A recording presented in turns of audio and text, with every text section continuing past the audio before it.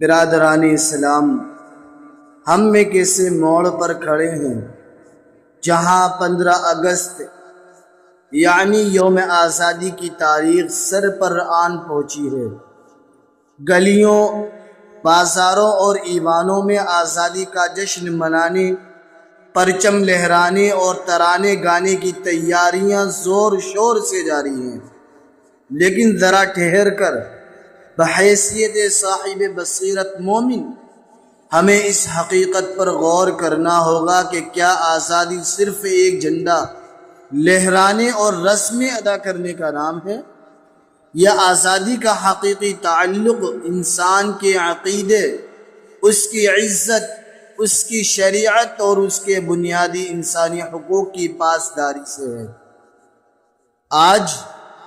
ہمارا ملک بظاہر ایک آزاد جمہوری ملک کہلاتا ہے، لیکن اسی وطن عزیز کے موجودہ حالات شاہد ہیں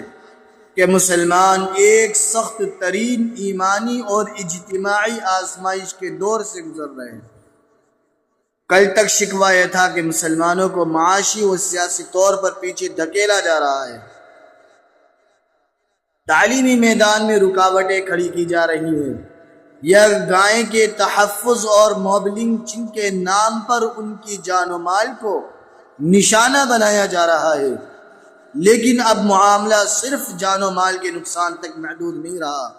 بلکہ بات براہ راست ہمارے ایمان، عقیدہ توحید اور احکام شریعت کی آزادی پر حملوں تک پہنچ چکی ہے۔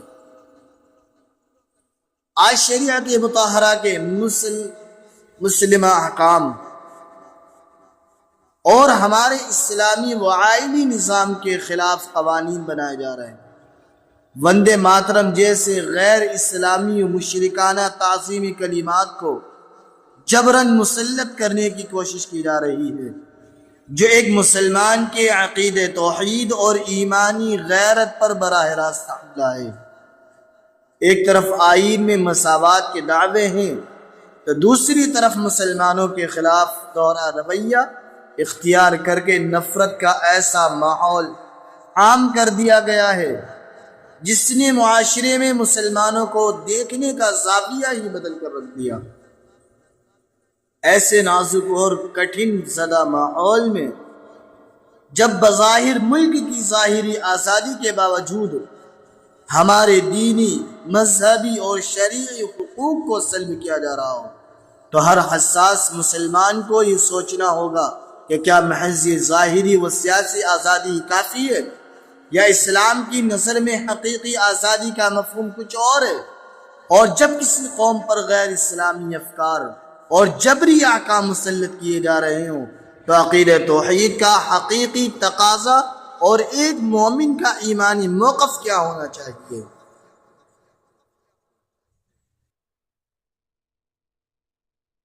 آئیے آج کے اس خطاب میں ہم قرآن و سنت اور تاریخ اسلام کی روشنی میں سمجھنے کی کوشش کرتے ہیں کہ اسلام نے دنیا کو آزادی کا کیا عالمگیر تصور دیا ہے، اور موجودہ حالات میں ایک مسلمان کو کس طرح اپنے ایمان کی حفاظت اور استقامت کا ثبوت دینا چاہیے۔ اسلام ہی حقیقی آزادی کا علم بردار ہے۔ برادران اسلام، دنیا آزادی، حریت اور حقوق کے جتنے بھی خوشنما دعوے کر لے، انسانی قوانین اور نظریات کی بنائی ہوئی آزادی ہمیشہ ناقص اور ادھوری رہی ہے۔ اگر کسی ملک یا سماج میں انسان کو اپنے خالق کے علاوہ کسی مخلوق، کسی وطن یا کسی انسانی قانون کے سامنے جبراً جھکنے پر مجبور کیا جائے، یا اسے اپنے رب کے احکام پر عمل کرنے سے روکا جائے، تو یاد رکھیے کہ وہ سچی آزادی ہرگز نہیں ہے، بلکہ وہ بدترین قسم کی ذہنی، فکری اور سیاسی غلامی ہے۔ اسلام دنیا کا وہ واحد اور عالمگیر دین ہے جس نے انسانیت کو ہر قسم کی بندگی، خوف اور انسانی تسلط کی زنجیروں سے آزاد کر کے حقیقی حریت کا تاج پہنایا ہے۔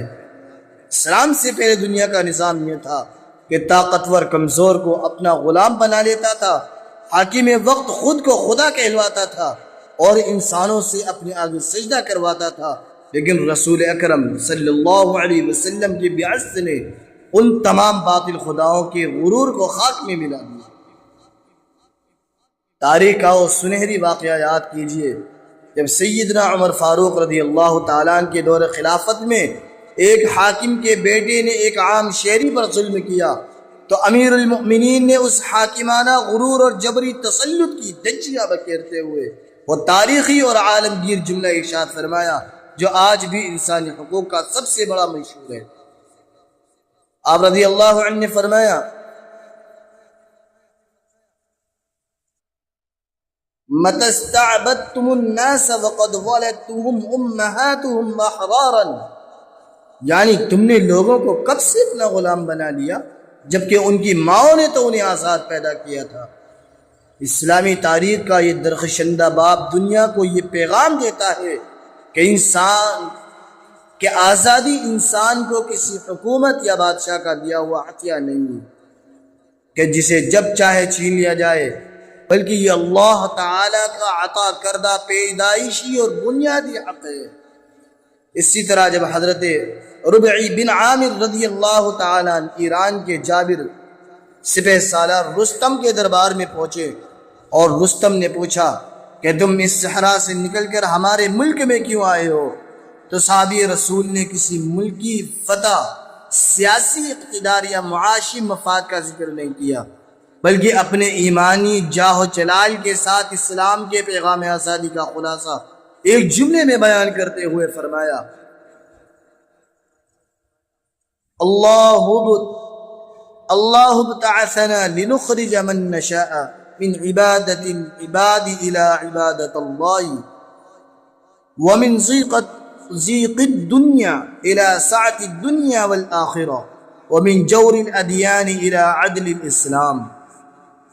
یعنی اللہ نے ہمیں اس لیے بھیجا ہے تاکہ ہم بندوں کی بندگی اور انسانوں کی غلامی سے نکال کر ایک اللہ کی بندگی میں لے آئیں، دنیا کی تنگیوں اور خوف سے نکال کر دنیا اور آخرت کی وسعتوں میں لے آئیں، اور باطل نظاموں و مذاہب کے ظلم و ستم سے نکال کر اسلام کی عدل و انصاف کے سائے میں لے کر آئیں۔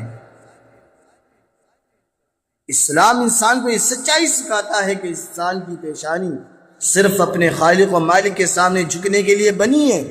ہمارا سجدہ، ہماری تعظیم، ہماری عبادت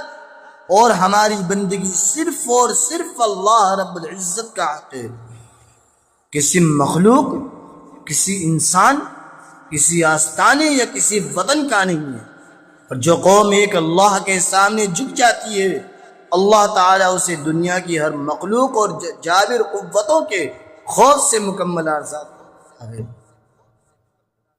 برادران اسلام، آج کے اس جابرانہ اور گھٹن زدہ ماحول میں جہاں ہمارے ملک کے اندر ایسے قوانین لائے جا رہے ہیں، ایسے نعرے یا تعظیمی کلمات مسلط کرنے کی کوشش کی جا رہی ہے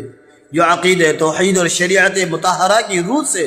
براہ راست ٹکراتے ہیں، وہاں تمام اہل ایمان کو اپنا ایمانی اور دینی موقف بالکل واضح اور غیر متزلزل رکھنا ہوگا۔ ہمیں یہ بات ڈنکے کی چوٹ پر سمجھنی اور بتانی ہوگی کہ ایک مسلمان اپنے وطن کی وفاداری، اس کی امن و سلامتی اور قانون کی پاسداری میں کبھی پیچھے نہیں رہتا، لیکن جب بات اس کے عقیدہ توحید اور ایمانی حدود کی آتی ہے تو کسی قیمت پر کوئی سمجھوتا نہیں کر سکتا۔ ہماری تمام تر عظیم، ہماری تمام تر عبادات اور ہماری پیشانی کا سجدہ صرف اور صرف اللہ رب العزت کی ذات بابرکات کے لیے، اور اسلام میں خالق کے مقابلے میں کسی مخلوق، کسی عرضی و وطنی علامت کی پرستش یا عبادتی تعظیم کی کوئی گنجائش نہیں ہے۔ قوانین اور حالات چاہے کتنے ہی مخالف کیوں نہ ہو جائیں، باطل طاقتیں کتنا ہی دباؤ کیوں نہ بڑھا لیں، شریعت مطہرہ کی احکام اور احکام الہی ہمارے لیے دنیا کے ہر قانون اور ہر مصلحت سے بالا تر ہے۔ تاریخ کا مطالعہ کیجئے، صحابہ کرام رضوان اللہ علیہم اجمعین اور ہمارے اسلاف نے دور جاہلیت سے لے کر ہر دور کے جابر حکمرانوں کے سامنے سخت ترین ظلم و ستم سہی، انہیں تپتی ریت پر لٹایا گیا، ان کے جسموں پر کوڑے برسائے گئے، انہیں جلا وطن کیا گیا، لیکن انہوں نے اپنے ایمانی احکام، عقیدہ توحید اور اپنی دینی و اسلامی شناختی علامتوں کا سودا کبھی نہیں کیا۔ موجودہ حالات میں جب ہم سے ہمارے ایمان کا امتحان لیا جا رہا ہو، ایک مومن کا حقیقی موقف یہی ہونا چاہیے کہ ہم اپنے آئینی حقوق کا استعمال کرتے ہوئے حکمت اور شائستگی کے ساتھ اپنے ایمانی تشخص اور شریعت اسلامیہ پر پہاڑ کی طرح جم جائیں اور یہ واضح کر دیں کہ ہماری جان، مال اور تمام تر قربانیاں ملک و ملت کے لیے ہو سکتی ہے، لیکن ہمارا ایمان اور ہمارا سجدہ صرف اور صرف اللہ احکم الحاکمین کے لیے ہے۔ برادران اسلام، اس نازک وقت میں جب بظاہر آزادی کے نام پر ہمارے دینی حقوق پر تنگی کی جا رہی ہو، ہمارے ایمانی جذبات کو مجروح کرنے کی کوششیں ہو رہی ہوں، تو مسلمانوں کو محض جذباتی نعرے بازی کا شکار ہونے کی بجائے انتہائی ایمانی حکمت، سیاسی بیداری اور عملی استقامت کا ثبوت دینا ہوگا۔ سب سے پہلی بات یہ ہے کہ ہمیں قانون اور آئین کے دائرے میں رہ کر اپنے حقوق کی حفاظت کرنی ہوگی۔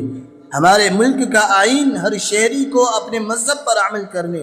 اپنے عقیدے پر قائم رہنے اور اس کی تبلیغ کی مکمل آزادی فراہم کرتا ہے، لہذا کسی بھی قسم کے جبری و خلاف شریعت اقدامات کے خلاف قانونی،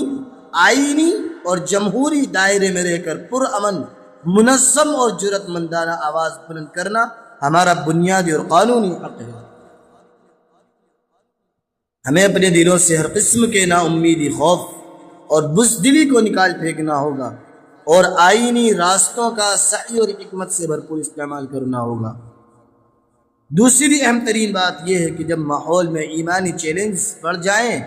باطل فتنے سر اٹھانے لگیں، تو ہمیں اپنے تعلق مع اللہ اور اپنی نسلوں کی دینی تربیت کو مضبوط کرنا ہوگا۔ قرآن کریم کا وہ فیصلہ کن فرمان یاد رکھیے جہاں ارشاد باری تعالی ہے، احسب الناس ان يتركوا ان يقولوا آمنا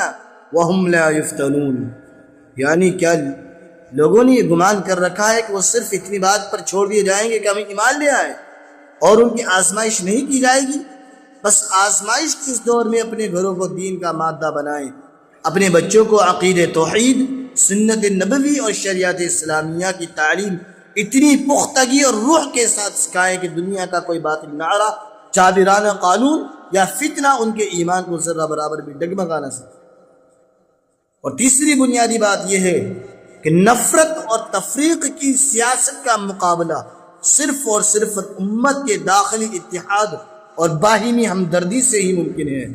آج وقت کا سب سے بڑا تقاضا یہ ہے کہ ہم اپنے تمام فروعی، مسلکی اور شخصی نزاعات کو بالکل بالائے طاقت رکھ لیں اور بحیثیت امت واحدہ